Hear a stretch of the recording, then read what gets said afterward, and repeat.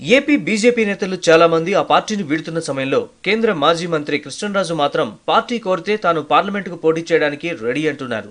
అంతేకాదు 2019లో కూడా మోదీయే ప్రధానమంత్రి అవుతారని, పార్టీ ఆదేశిస్తే 2019 ఎన్నికల్లో లోక్సభకు పోటీ చేయడానికి తాను సిద్ధమని ఆయన ప్రకటించారు. ఢిల్లీలో బీజేపీ జాతీయ కౌన్సిల్ సమావేశాలకు హాజరైన ఆయన బీజేపీ విజయాన్ని ఎవరూ ఆపలేరన్నారు. అగ్రవర్ణ పేదలకు 10% కోటా ఇవ్వడంతో పార్టీ గ్రాఫ్ అమాంతం పెరిగిందన్నారు. బీజేపీకి వ్యతిరేకంగా ఏర్పడుతున్న కూటములు దేనికి సరైన నాయకులు లేరని అన్నారు. అలాగే కేంద్రం నిధులివ్వడం లేదంటూ ఆరోపిస్తున్న ఏపీ ప్రభుత్వం పైన ఆయన చురకలు వేశారు. ఏపీ ప్రభుత్వానివి తప్పుడు ఆరోపణలు అన్నారు.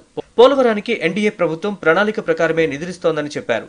2019 లోక్సభ ఎన్నికల్లో కూడా 2014 ఫలితాలే రిపీట్ అవుతాయని ఆయన జోస్యం చెప్పారు. ప్రజలకు ఎనలేని సేవలు చేస్తున్న మోదీ మళ్లీ ఈసారి కూడా విజయం సాధించడం ఖాయమని ఆయన అన్నారు. కాగా కృష్ణంరాజు గతంలో కాకినాడ నుంచి ఒకసారి, నర్సాపురం నుంచి ఒకసారి ఎంపీగా గెలిచారు. కేంద్రంలో మంత్రిగా కూడా పనిచేశారు.